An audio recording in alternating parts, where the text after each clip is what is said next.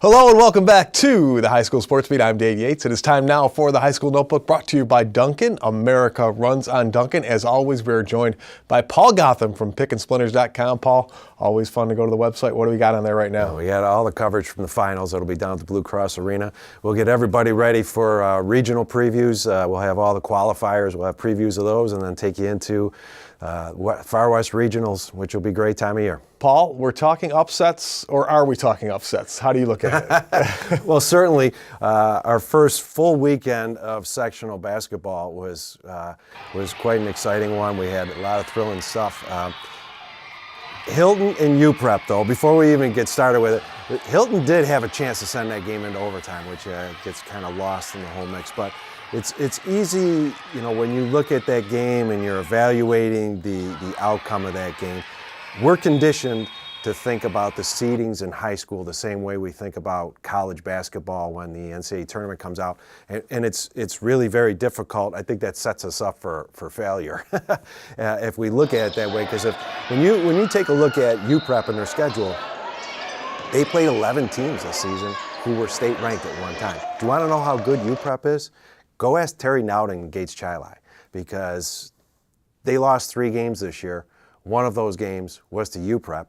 Last year they entered the sectionals with a 5-game winning streak, and they lost to UPrep. So those guys, they've only lost 4 games in the last 20 or so, and 2 of them are to UPrep. So that's a really good team. Another, you look at UPrep, a little nugget that not many people know. They were supposed to play the Park School out of Buffalo twice this year. Park School number 2 in the state Class A. They were supposed to play them twice. They played the opening game at Park School. The second game, Park School was supposed to come here. That game was postponed, not because of weather, but because Park School had guys injured.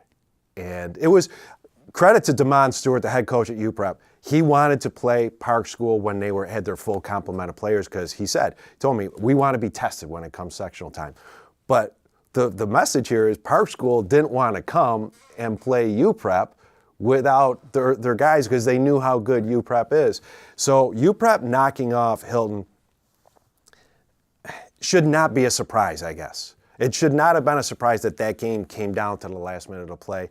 Ja'Kai Lucas, UPrep, people overlook what Ja'Kai Lucas has done all year. The kid has averaged 26 points a game against that schedule.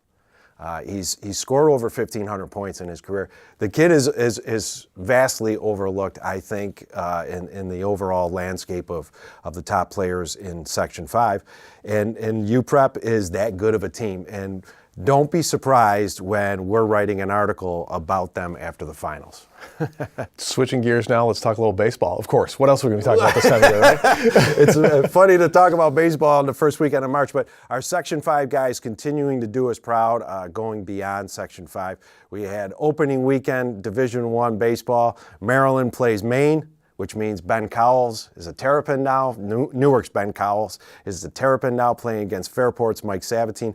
Both of them collected their first hits in the series, which is great to see those guys going on and doing well. And Ernie Clement continues to impress, gets called up and plays in a Major League spring training game with the Cleveland Indians. He also collects a hit. Baseball's upon us. It's going to be a great time of year, and our guys continue to prove themselves beyond Section 5, which is great. Well, thanks, Paul. Always great stuff. We are back with more of the High School Sports Beat right after this.